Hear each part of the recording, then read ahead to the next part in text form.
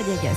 La présidente de la région Île-de-France, Valérie Pécresse, est votre invitée, Audrey Crespo-Mara. Bonjour Valérie Pécresse. Bonjour. Pardon. Vous voulez que les fichiers S pour radicalisation soient jugés pour intelligence avec l'ennemi. Alors en regardant dans le code pénal, j'ai vu que le fait d'entretenir des intelligences avec une puissance étrangère est puni de 30 ans de détention criminelle. Vous voulez mettre tous les salavistes français en prison ? Non, d'abord, ce que je veux dire aujourd'hui, c'est que nous sommes tous en deuil et nous sommes tous auprès des Strasbourgeois et des Alsaciens et nous espérons tous que les forces de l'ordre vont très vite mettre hors d'état de nuire le terroriste qui a frappé, qui est d'ailleurs plus qu'un terroriste, parce que c'est d'abord un criminel de droit commun, 29 ans, 27 condamnations, mais c'est un criminel qui s'est radicalisé en prison. Donc ça nous interroge sur la porosité entre justement ce monde de la criminalité et ce monde de l'islamisme radical. Quand vous dites que tous les fichiers S pour radicalisation doivent être mis hors d'état de nuire, alors c'est une formule choc, mais concrètement, vous faites comment pour mettre 12 000 fichiers S radicalisés hors d'état de nuire, si ce n'est pas les mettre en prison ? Ce qui est important pour moi, c'est qu'on ne peut pas mettre en rétention administrative sans passer par la case justice des milliers de personnes. Ça n'est pas possible. Nous sommes dans un état de droit, il peut y avoir des erreurs judiciaires. Ces fiches S sont des fiches du renseignement antiterroriste. Ça ne vaut pas une enquête judiciaire. Donc il faut que le code pénal s'adapte. Il faut qu'on ait une réponse judiciaire. Il faut que la justice passe.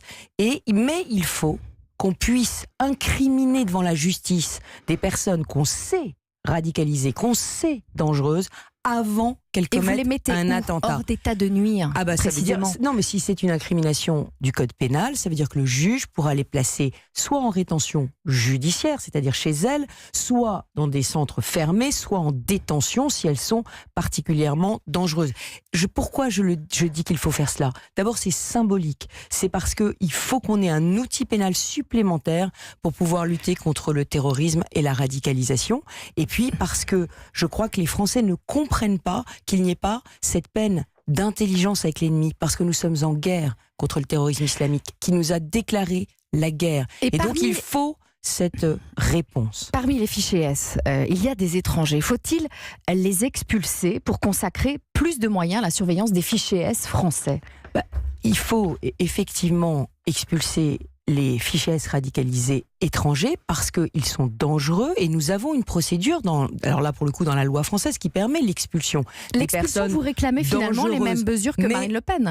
Pardon. Mais il faut aussi, et il faut qu'on y travaille, aussi que les détenus étrangers qui sont dans les prisons françaises, compte tenu de la surpopulation carcérale, nous puissions avoir des accords avec leur pays pour qu'ils puissent purger leur peine dans leur pays d'origine. Ça permettrait d'avoir expulser les radicalisés, étrangers, c'est ce que demande Marine Le Pen, alors que vous avez reproché longtemps à Laurent Wauquiez de courir après Marine Le Pen. Finalement, vous faites la même chose aujourd'hui. Non, aujourd'hui, la différence est simple. Moi, je veux que la justice passe. Je veux que tout ça se fasse dans le cadre de l'état de droit. Je ne veux pas qu'on bafoue les droits des personnes. Marine Le Pen le demande depuis un moment.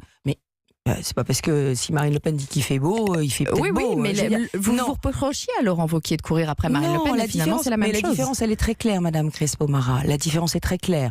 Il y a ceux qui demandent la rétention administrative sans passer par le juge, c'est-à-dire sans avocat, sans procédure judiciaire, et il y a ceux qui disent c'est à la justice de dire le droit. Mais la justice doit être plus armée contre le terrorisme qu'elle ne l'est aujourd'hui. La justice et la police, d'ailleurs, parce que moi, par exemple, je réclame, et je l'ai dit au ministre de l'Intérieur, qu'on puisse aussi installer des dispositifs technologiques de sécurité plus importants. Je demande qu'on puisse mettre de la reconnaissance faciale dans les gares, comme il y en a aujourd'hui dans les aéroports, qu'on puisse la mettre aussi dans les transports franciliens, de façon à ce qu'on puisse, quand on a quelqu'un de très dangereux, l'empêcher de prendre les transports et le repérer et pouvoir l'arrêter et l'appréhender de manière plus efficace. Des mesures de sécurité efficace, beaucoup plus efficace. Suite à l'attentat de Strasbourg, Emmanuel Macron a décidé de mobiliser 1800 militaires supplémentaires pour assurer notre sécurité, parce que la police et les gendarmes sont dépassés. C'est une bonne décision. Bien sûr. Et moi, je voulais dire aujourd'hui aux forces de l'ordre, tout mon respect. Parce que ce qu'elles vivent en ce moment, entre les manifestations, les pillages, les dégradations, les violences, mais aussi les lycées qui sont dans un état de violence qu'on n'a jamais vu. Et je parle en Île-de-France j'allais dire de visu, puisque je suis au chevet des lycées, c'est la région, vous savez, qui s'occupe. Il y a de grosses dégradations en des lycées. Île-de-France. 1 500 000 € de dégâts, mais surtout une communauté éducative très éprouvée et un risque pour les lycéens eux-mêmes. Et il faut savoir que les policiers, leur obsession aujourd'hui, c'est qu'il n'y ait pas de blessés graves. Vous appelez donc à ne pas manifester samedi. Cet attentat, c'est une raison supplémentaire pour demander aux Gilets jaunes de ne pas manifester. Est-ce que vous appelez à une trêve sociale pour restaurer l'Union nationale ?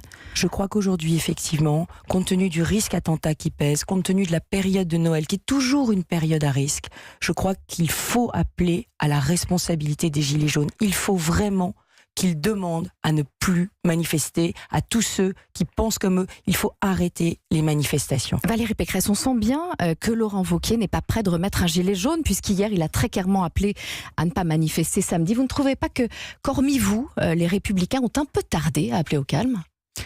L'important, c'est qu'aujourd'hui, je crois que nous sommes vraiment tous sur la même ligne. Il faut que les désordres cessent. Ça a mis du temps. Il faut le retour à l'ordre. Et par ailleurs, il faut qu'on soit tous aujourd'hui en soutien de nos forces de l'ordre et tous unis pour ramener cette paix sociale. Valérie Pécresse, vous vous entendez bien avec Emmanuel Macron ?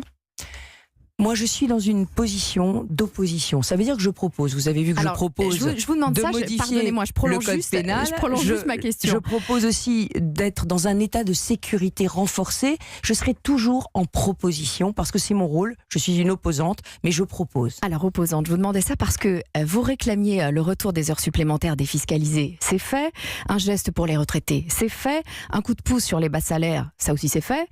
Bref, vous pourriez remplacer Édouard Philippe à Matignon, parce qu'Édouard Philippe, il est contre ces 3 mesures. Et il est à Matignon, vous êtes pour, et vous êtes dans l'opposition. Est-ce que c'est logique ? Je vous l'ai dit, je suis dans l'opposition, je suis là pour proposer des sorties de crise. Parce que quand mon pays va mal, quand il risque de se déchirer, eh bien, on doit tous se retrousser les manches. Le président de la République a entendu, il a entendu tardivement, mais il a entendu le cœur des problèmes des Français qui veulent vivre dignement de leur salaire et de leur retraite. Maintenant, il faut que toutes ces annonces, toutes ces futures dépenses ne soient pas financées par la dette.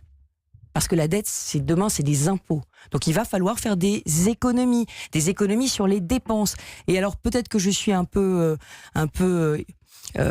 voix singulière, mais je sais qu'on peut dépenser moins et avoir plus de services publics à la fin. Je l'ai prouvé encore hier, on a mis en concurrence les transports scolaires dans ma région, eh bien on dépensera moins pour les transports scolaires et on en aura plus l'année prochaine. Donc on peut baisser les dépenses, faire des économies et avoir plus de services publics et moins d'impôts, et c'est ça que je demande au gouvernement. Merci Valérie Pécresse.